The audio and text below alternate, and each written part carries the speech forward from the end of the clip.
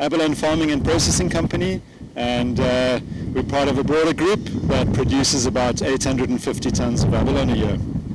The abalone farming process is quite carbon intensive because we are taking this marine animal and placing on land, and to keep great environmental conditions for them in our farming tanks, we need to pump water all the time, we need to blow air through the tanks, and that uses a lot of energy.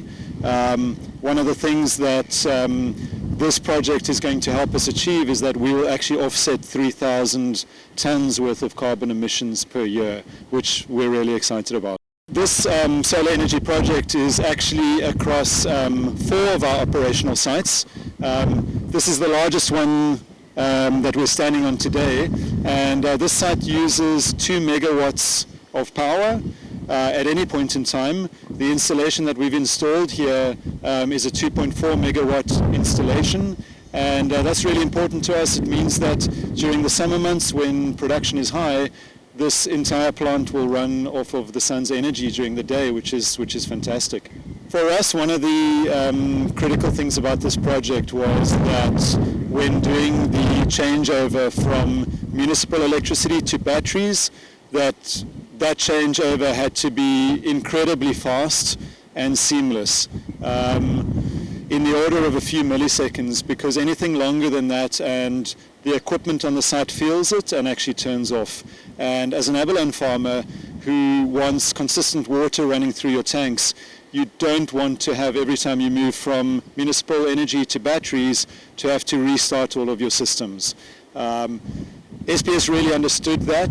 Just some interesting figures about this project. The installation of solar PV is equivalent to 3.6 megawatts, which for us is very significant. It's going to allow us to move from our current status of getting 10% of our energy from renewable sources to 30%, which is really exciting. Ultimately, we would like to see a next step for us is to move to 50% renewables, but this project is really going to take us to the 30% mark, and that's very significant.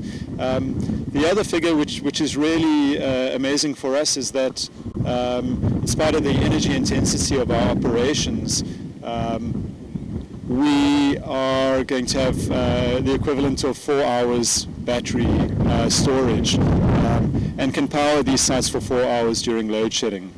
The biggest components of waste that are generated in the abalone farming process is the shells of the abalone and the viscera, and we try to find uses for those byproducts of our process.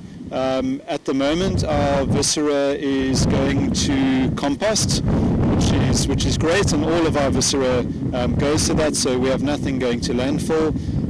And then our abalone shells at various times and depending on demand are going into cement-based coatings for floors and swimming pools, and also for jewelry.